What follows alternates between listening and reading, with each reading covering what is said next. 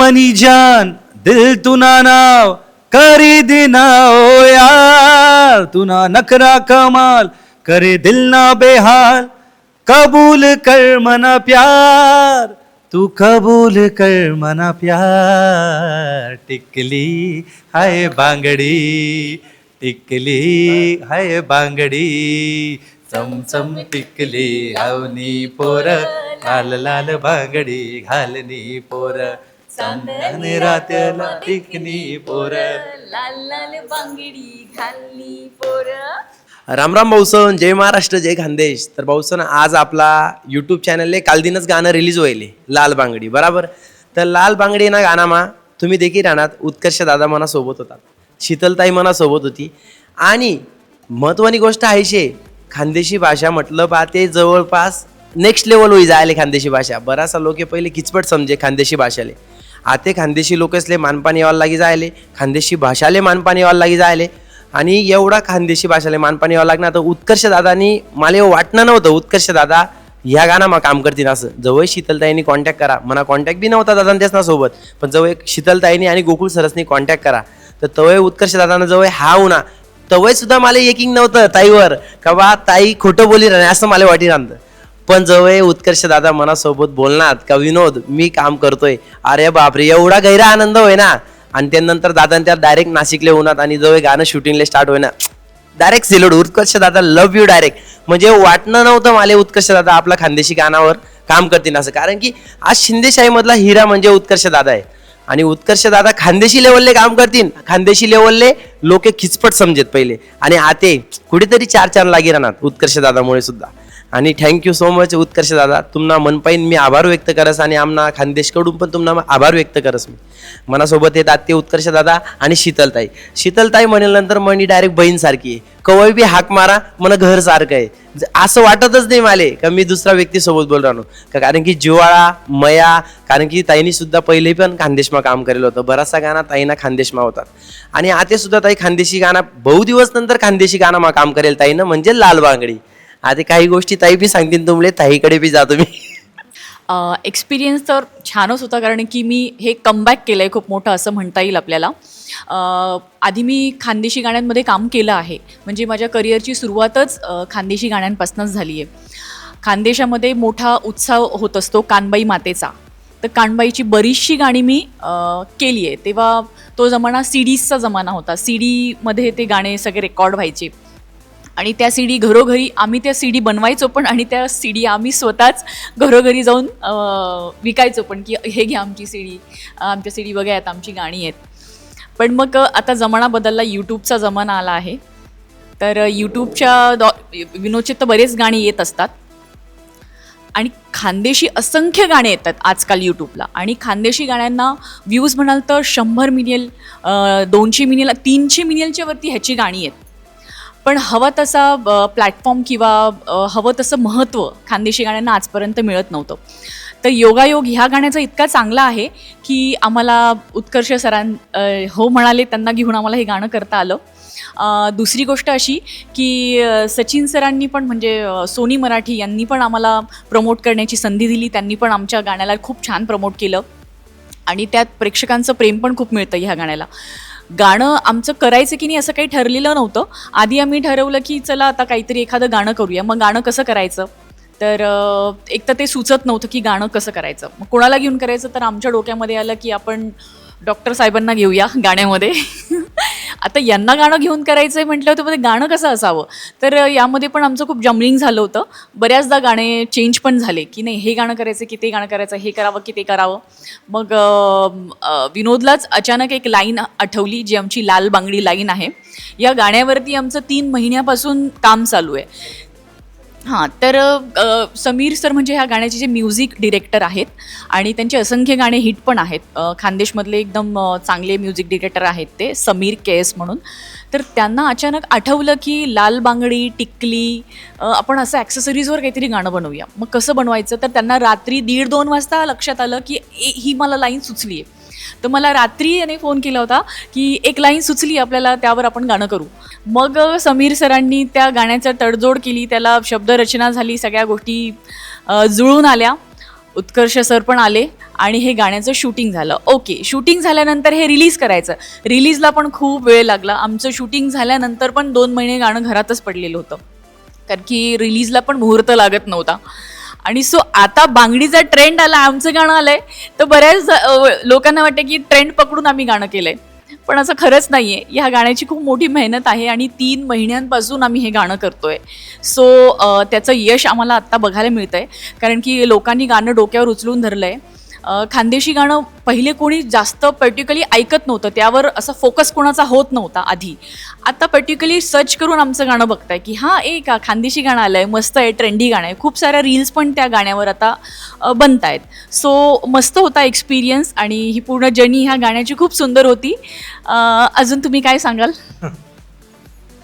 सर्वप्रथम सर्वांचे खूप खूप आभार, ज्यांनी हे गाणं बघितलं, जे बघणार आहे, ज्यांच्यापर्यंत हे गाणं पोचतं आहे. माझ्या मीडियातील सर्व मित्रांना खूप खूप धन्यवाद की ते अथक प्रयत्न करत आहेत की ही भाषा मेनस्ट्रीममध्ये आणखीन किती रुजू शकते. सर्वांचे खूप खूप आभार.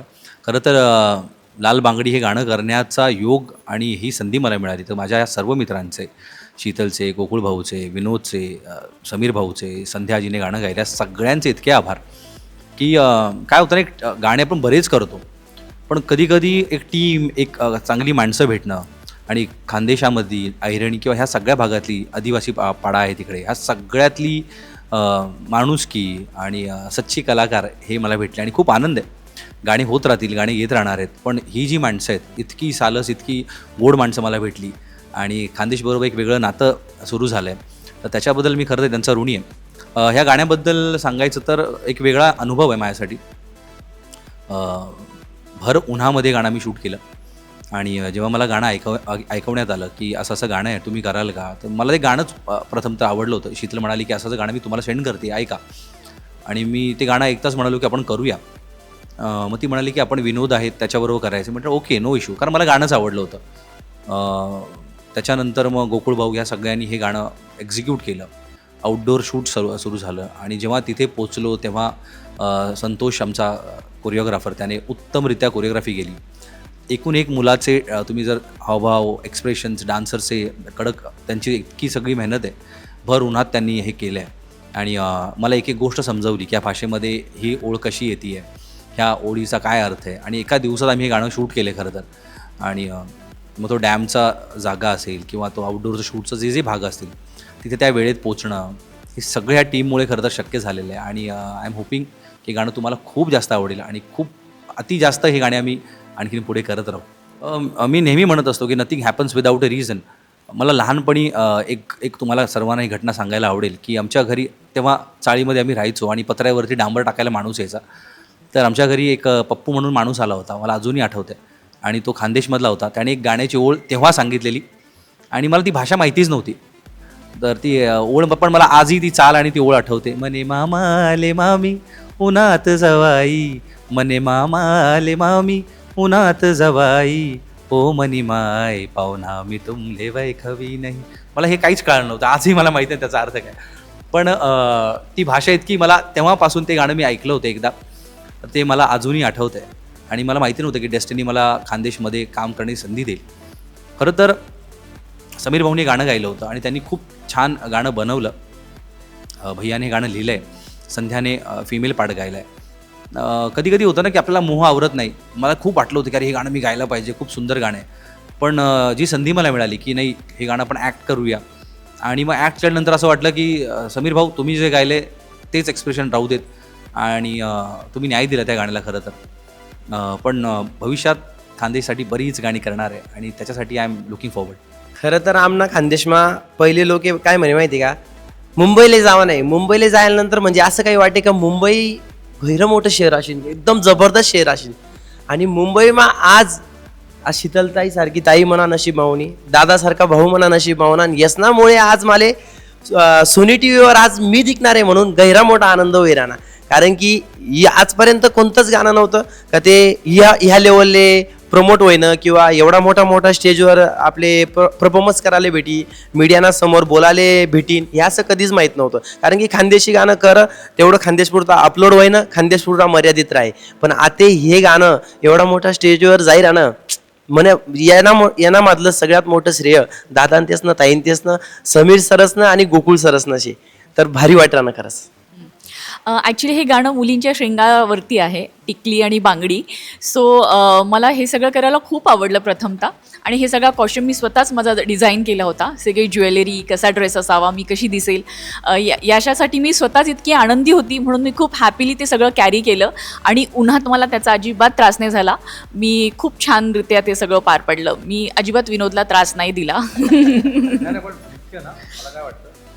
मला मुख्य तर ही मंडळीच खूप वेगळी आहे, पूर्णच टीम. म्हणजे मी जेव्हा तिथे शूट करत होतो तर त्यांचं पूर्ण सगळ्या टीमचं असं होतं की अरे उत्कर्ष आता इकडे आहे तर आपण त्याला बघूया, त्याला सांभाळूया आणि हे सगळं इतकं करत होते. पण खरं तर ही सगळी मंडळी उन्हात थांबत होती. म्हणजे आमचा DOP आहे पंकज, तो संतोष, ही मंडळी बसलीच नाहीत, आरामच नाही केला यांनी. हे उन्हामध्ये शूट करायचे. कारण माझा सीन झाला की मी सावलीत कुठे ते थांबायचो, छत्री असायची. पण हे शूट संपेपर्यंत यांची जी एनर्जी होती, ह्या सगळ्यांची एनर्जी तशीच होती. म्हणजे ग्राउंडेड माणसं आणि फार रिसोर्स नसलं तरीही इतकं उत्तम गाणं त्यांनी केलं. तर खरं तर हॅट्स ऑफ टू दॅम की भविष्यात खूप मोठं नाव या सगळ्यांचं होणार आहे. आणि मी याचा कुठेतरी छोटासा भाग आहे, हे बघून खूप चांगलं वाटतं आता.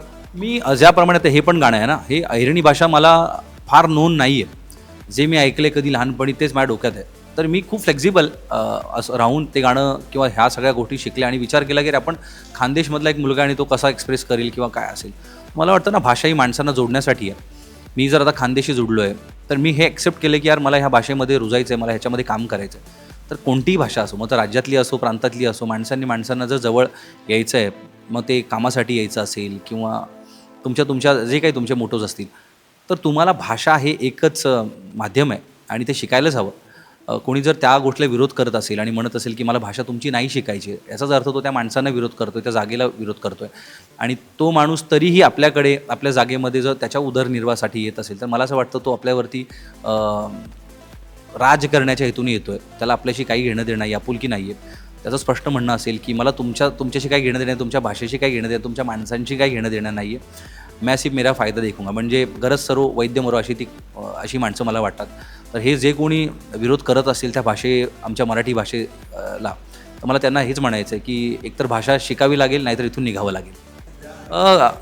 खरं तर आशीर्वाद आमच्या घरामध्ये आहे आणि आय एम सो हॅपी की तो 4 महिन्याचा असल्यापासून तो वाजवतो आहे आणि जेनेटिकली त्याच्यामध्ये म्युझिक हे आलं आहे त्याच्या DNA मध्ये.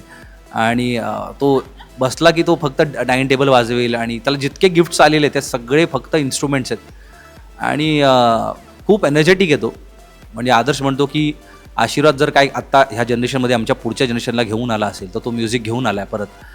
तर आय एम लुकिंग फॉरवर्ड की जितकं चांगलं महाराष्ट्राने आम्हाला प्रेम दिलं आहे, तर महाराष्ट्राची मान कशी उंचवेल त्यासाठी आम्ही त्याला नक्की तयार करू. हां, तर माझ्याकडे आली आहे ना.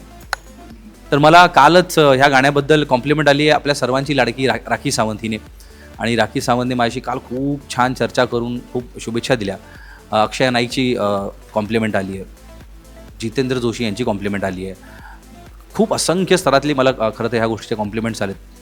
शीतल शेट्टी आहेत डिरेक्टर, त्यांच्या कॉम्प्लिमेंट्स आलेल्या आहेत. आणि आपल्या हास्य जत्रेमधले जितके मित्रमंडळी सगळ्यांनी पोस्ट केले आहेत, रिपोस्ट केले आहेत.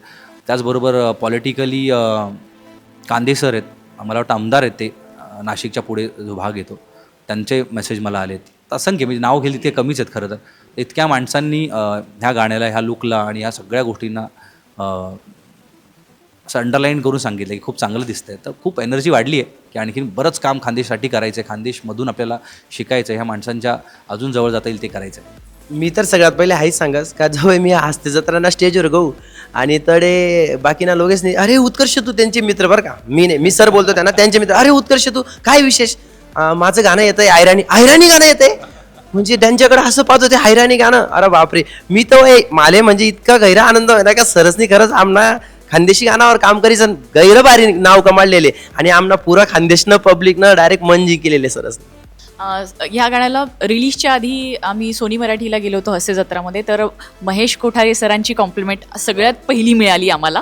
त्यांनी आमच्या संगीतचं आणि पिक्चरायझेशन ज्या पद्धतीने आम्ही केलं आहे जे काम, त्यांनी आम्हाला खूप अप्रिशिएट केलं आणि आमच्या कामाचं खूप कौतुक केलं. ते सगळ्यात मोठं कौतुक होतं आमच्या गाण्याचं. आणि इंस्टाग्रामचा इनबॉक्स पूर्ण भरला आहे, खूप सारे मेन्शन्स येत आहेत आणि सगळेजण मला फक्त हेच म्हणताय की तू खूप छान दिसते दोघांपेक्षा. सो मी खूप छान दिसते आणि मी खूप खुश आहे.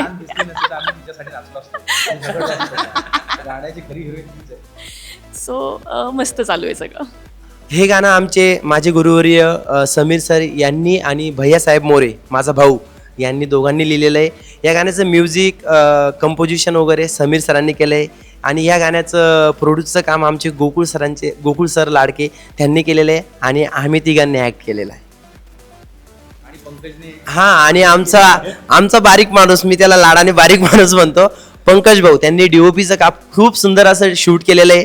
एकदम जबरदस्त शूट केलं आहे त्यांनी. आणि या गाण्याचं सिंगिंगमध्ये समीर सर आणि संध्याताई माझी लहान बहीण आहे, तिने सुद्धा खूप सुंदर असं गायलं आहे. कोरिओग्राफी केली या गाण्याची संतोष भाऊ राठोड यांनी. खूप सुंदर अशी कोरिओग्राफी केली आणि खूप सुंदर असा डान्स त्या गाण्यावर बसवला आहे.